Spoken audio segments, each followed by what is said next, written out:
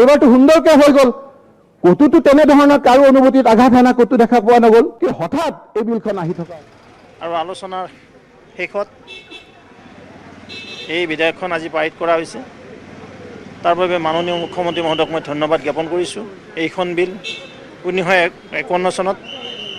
পোন প্ৰথমবাৰৰ বাবে গোপীনাথ বৰদলৈৰ নেতৃত্বত পাৰিত কৰা হৈছিল আৰু দ্বিতীয়বাৰৰ কাৰণে এইখন সংশোধন আনিছিলে 1962 চনত আৰু পৰৱৰ্তী সময়ত আজি এই বিলখন পুনৰবাৰ এই পবিত্ৰ সদনত উত্থাপন কৰি আজি পাৰিত কৰা হ'ল আশা কৰিছোঁ গৌ মাতাৰ সংৰক্ষণৰ ক্ষেত্ৰত চৰকাৰৰ যিটো দায়বদ্ধতা আৰু মাননীয় মুখ্যমন্ত্ৰী আজি এইখন পাৰিত কৰিলে তাৰ বাবে মই মাননীয় মুখ্যমন্ত্ৰীক ধন্যবাদ জ্ঞাপন কৰিছোঁ আৰু ইয়াৰ দ্বাৰা আমি গৌ মাতাক সংৰক্ষণ কৰিবলৈ সক্ষম হ'ম মুখ্যমন্ত্ৰীয়ে কৈছে প্ৰতিজন মুছলমানৰ পূৰ্বজ হিন্দু আছিল চাওক মাননীয় মুখ্যমন্ত্ৰী মহোদয়ে আৰু এটা আপিল কৰিছে যে হিন্দু আৰু মুছলমানৰ যিটো সমন্বয় হিন্দু আৰু মুছলমানৰ মাজত যি সমন্বয় এই সমন্বয় যদি আমি সঁচাকৈ গাঢ় কৰিব বিচাৰোঁ তেতিয়াহ'লে সন্মানৰ মুছলমান ৰাইজে এই কেটল প্ৰিজাৰ্ভেশ্যন এক্টটো মানি লোৱাটো উচিত 5 কিলোমিটাৰ কিয় তেওঁলোকে 7 কিলোমিটাৰকৈ প্ৰপ'জেল দিব লাগিছিল আৰু অৰিজিন এইখন হিন্দুস্তান এইটো এটা সভ্যতা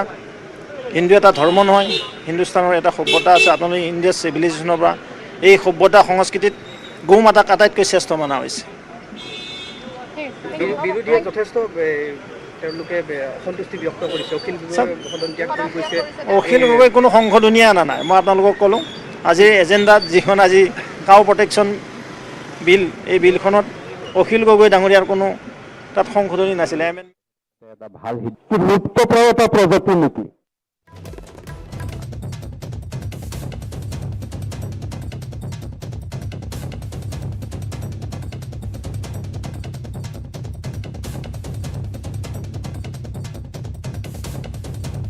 সংশোধনী আনিব লাগিছিল নে নাই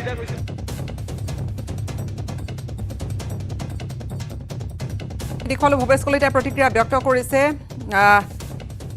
তেওঁ কিছু কথা উল্লেখ কৰিছে যে এয়া হিন্দুস্তান আৰু এয়া হিন্দু এক সভ্যতাৰ ক্ষেত্ৰত গৌ মাতাক যি সভ্যতাত সৰ্বোচ্চ স্থানত ৰখা হৈছে আৰু সেই সৰ্বোচ্চ স্থানত ৰখাৰ বাবে গৌ সুৰক্ষাৰ প্ৰয়োজনীয়তা আছে আৰু পশুধনৰ সুৰক্ষাৰ প্ৰয়োজনীয়তাৰ প্ৰসংগ আহি পৰিছে আৰু প্ৰথমবাৰ তেওঁ ইতিমধ্যে উল্লেখ কৰিছে ভৱেশ কলিতা বিধায়কগৰাকীয়ে ৰাজ্যিক বিজেপিৰ সভাপতিগৰাকীয়ে যে প্ৰথমবাৰ 51ত এখন বিধেয়ক অনা হৈছিল 62 সংশোধনী অনা হৈছিল আৰু এইবাৰ তৃতীয়বাৰৰ বাবে ৰাজ্যত এখন বিধেয়ক যিখন ইতিমধ্যে পাৰিত হৈছে সদনৰ মজিয়াত পশুধন সুৰক্ষা বিধেয়ক এই পশুধন সুৰক্ষা বিধেয়কক লৈ বহুখিনি কথা বা বিৰোধীৰ যিখিনি কথা আছিল সেইখিনি কথা এক প্ৰকাৰ নৎসাত কৰি ভৱেশ কলিতাই কিছু সময় পূৰ্বে মন্তব্য আগবঢ়ালে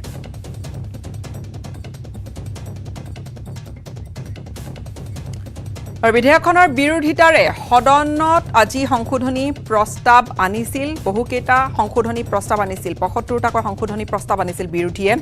আৰু ভৱেশ কলিতাই জনোৱা মতে অখিল গগৈয়ে কোনো ধৰণৰ সংশোধনী দলৰ একমাত্ৰ বিধায়কগৰাকী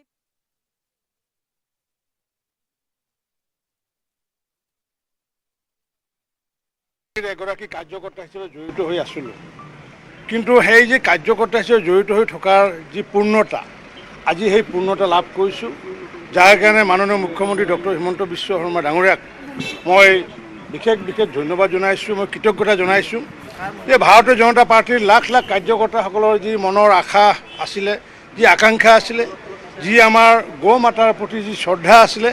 সেই গৌ মাতাৰ প্ৰতি শ্ৰদ্ধা আজি ডক্টৰ হিমন্ত বিশ্ব শৰ্মা ডাঙৰীয়াৰ লগতে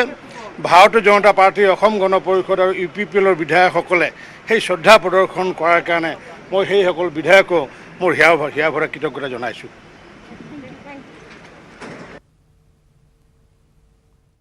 প্ৰথম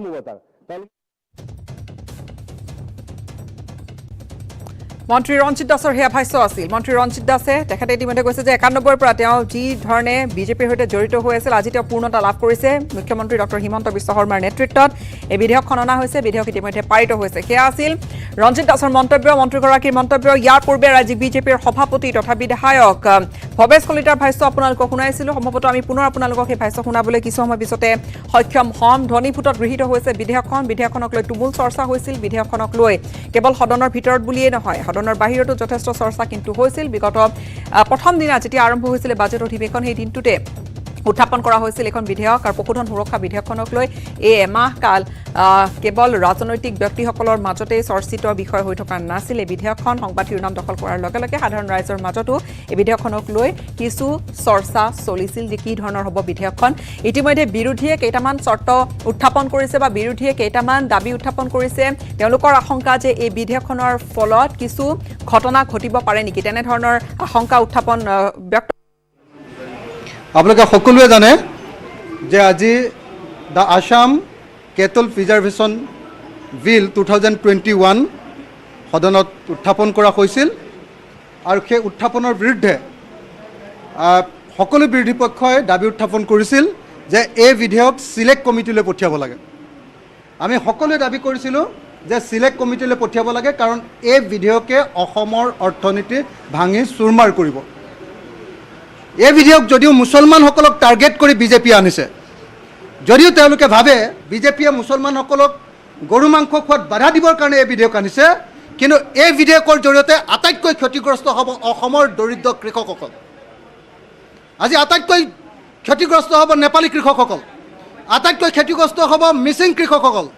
আটাইতকৈ ক্ষতিগ্ৰস্ত হ'ব জনজাতি কৃষকসকল আটাইতকৈ ক্ষতিগ্ৰস্ত হ'ব অসমৰ খিলঞ্জীয়া খেতিয়কসকল আজি মুছলমান খেতিয়কে কেতিয়াও এতিয়া কোনো পধ্যে মুছলমান খেতিয়কে এতিয়া গৰুৰে হাল নাবায় আজি গৰুৰে হাল বায় আমাৰ জনজাতি খেতিয়কে আমাৰ খিলঞ্জীয়া খেতিয়কবিলাকে অসমৰ থলুৱা অসমীয়া মানুহবিলাকে গৰুৰে এতিয়াও হাল বায় কিন্তু এই বিল অনাৰ জৰিয়তে আমাৰ গৰু বিক্ৰী সম্পূৰ্ণৰূপে বন্ধ হৈ যাব আৰু গৰু বিক্ৰী বন্ধ হৈ যোৱাৰ কাৰণে অসমৰ কৃষক সমাজৰ অৰ্থনীতি অসমৰ গ্ৰাম্য অৰ্থনীতি ভাঙি সম্পূৰ্ণৰূপে চুৰমাৰ হৈ যাব গতিকে এনেকুৱা গ্ৰাম্য অৰ্থনীতি ভাঙি চুৰমাৰ হৈ যোৱা এটা ঘটনা মোৰ সন্মুখত মই কেতিয়াও হ'বলৈ দিব নোৱাৰোঁ আৰু সেইকাৰণে আজি তাৰ প্ৰতিবাদত এনেকৈ সদন ত্যাগ কৰিছোঁ এইটো কথা স্পষ্ট যে মুছলমানক ক্ষতি কৰিবৰ কাৰণে আজি বিজেপি চৰকাৰে যি এই গো বিধেয়ক আনিব খুজিছে সি কিন্তু ক্ষতি বেছিকৈ কৰিব অসমৰ খিলঞ্জীয়া ৰাইজক অসমৰ খেতিয়ক সমাজক এই কোভিড পিৰিয়ডত অৰ্থনীতি ভাঙি চুৰমাৰ কৰি দিব বছৰত কমেও 20ৰ পৰা 30,000 কোটি টকাৰ গৰু বিক্ৰী হৈ অসমৰ খেতিয়কবিলাকে গৰু বিক্ৰী কৰে আৰু এই 20,000ৰ পৰা 30,000 কোটি টকাৰ গৰু বিক্ৰীৰ সম্পূৰ্ণ বজাৰ বন্ধ হৈ পৰিব আৰু তাৰ ফলস্বৰূপে অসমৰ প্ৰত্যেকখন গাঁৱৰ খেতিয়ক লোকচানৰ সন্মুখীন হ'ব গতিকে এই মুহূৰ্তত আমাৰ কোনো বিকল্প নাই অতি স্পষ্ট ভাষাৰে অতি স্পষ্টকৈ এই বিধেয়কৰ আমি বিৰোধিতা কৰিছোঁ আৰু আমি দাবী জনাইছিলোঁ মোকতো ক'বলৈ নিদিলে আপোনালোকে দেখিছে মই নটিচ দিছিলোঁ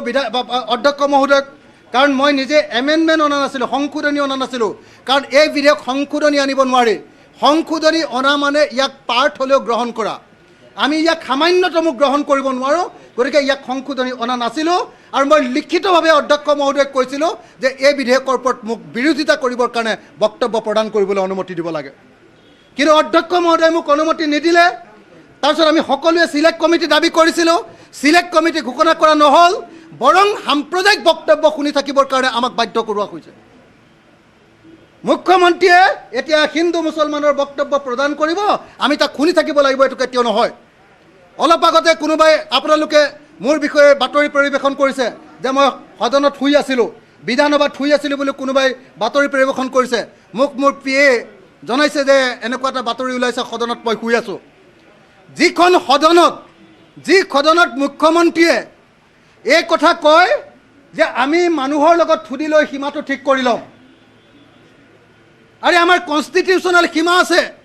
আমাৰ সাংবিধানিক সীমা আছে অসম আৰু মিজোৰামৰ সীমা কি অসম আৰু নাগালেণ্ডৰ সীমা কি অসম আৰু মেঘালয়ৰ সীমা কি অসম আৰু অৰুণাচলৰ সীমা কি তাত আকৌ কাৰোবাক সুধি লৈ আমি সীমা নিৰ্ধাৰণ কৰিম নেকি এইটো অসমৰ মাটি অন্য ৰাজ্যক দি দিয়াৰ এটা কৌশল নহয় জানো এইটো আত্মসমৰ্পণৰ এটা কৌশল নহয় জানো এইটো অসমৰ মাতৃভূমিৰ এটা অংশ বিক্ৰী কৰি দিয়া বুদ্ধি নহয় জানো সেই কথা শুনি কেতিয়াও মই থাকিব নোৱাৰোঁ আৰু তাৰ প্ৰতিবাদ কল্পে মই চকু মুদি ৰৈ আছিলোঁ শুই থকা নাই প্ৰত্যেকটো বাক্য শুনি আছিলোঁ আৰু মুখ্যমন্ত্ৰীয়ে কি কথা কৈছে যদি আপোনালোকে শুনিব খোজে মোৰ লগত আপোনালোকে কথা পাতিব পাৰে মই কোনো পধ্যে শুই থকা নাই মই প্ৰতিবাদ কৰি তেওঁৰ বক্তব্য নুশুনাকৈ তেওঁৰ বক্তব্যক আওকাণ কৰি তাত মই বহি আছিলোঁ গতিকে এইটো কথা স্পষ্ট যে আজিৰ দিনটো অসমৰ সংসদীয় ইতিহাসৰ অসমৰ গণতান্ত্ৰিক ইতিহাসৰ আটাইতকৈ কলা দিন আজি এই অসমৰ ইতিহাসৰ আটাইতকৈ ভয়ংকৰ সাম্প্ৰদায়িক বিধেয়কখন ইয়াত উত্থাপন কৰা হৈছে আৰু হয়তো গৃহীত কৰা হ'ব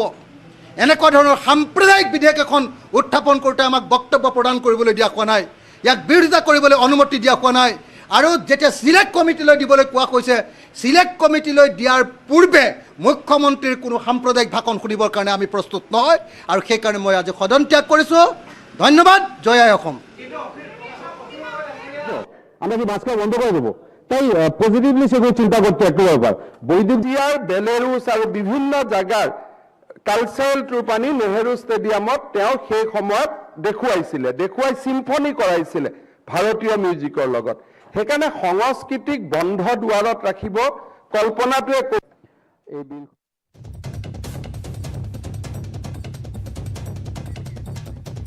ঘনীভূতত গৃহীত হৈছে বিধেয়কখন আৰু এই মুহূৰ্তত আমি বিভিন্নজন বিৰোধী বিধায়কৰ ভাষ্য আগবঢ়াইছোঁ শাসকীয় পক্ষৰ বিধায়কৰ মন্ত্ৰীৰো আমি ভাষ্য আগবঢ়াইছোঁ এই বিধেয়কখন সন্দৰ্ভত মন্ত্ৰী ৰঞ্জিত দাসে ইতিমধ্যে কৈছে যে তেওঁ বিজেপিত যোগদান কৰাৰ পিছৰে পৰা আজিৰ দিনটো তেওঁ এক উদ্দেশ্য সেই যেন আজি এক পূৰ্ণতা লাভ কৰিলে সেই উদ্দেশ্যই আৰু তাৰ লগতে আনগৰাকী ৰাজ্যিক বিজেপিৰ সভাপতি আনগৰাকী বিধায়ক ভৱেশ কলিতাই এটা কথা মন্তব্য কৰিছে যে বিৰোধীয়ে যি ধৰণৰ অভিযোগখিনি আনিছে বা বিশেষকৈ অখিল গগৈৰ কথা উল্লেখ কৰি তেওঁ কৈছে সাংবাদিকে সোধা প্ৰশ্নৰ উত্তৰত যে অখিল গগৈয়ে কোনো ধৰণৰ সংশোধনী প্ৰস্তাৱ অনা নাছিল অখিল গগৈৰ স্পষ্ট মত যে তেওঁ বিৰোধিতা কৰিছিল সংশোধনী প্ৰস্তাৱ অনাটোৱে ক'ৰবাত বুজায় যে এই বিধেয়কখন তেওঁ মানি লৈছে সেইবাবে তেওঁ বিৰোধিতা কৰি অধ্যক্ষক বিচাৰিছিল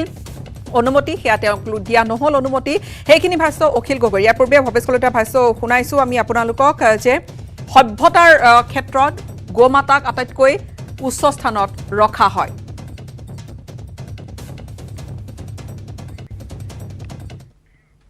সময়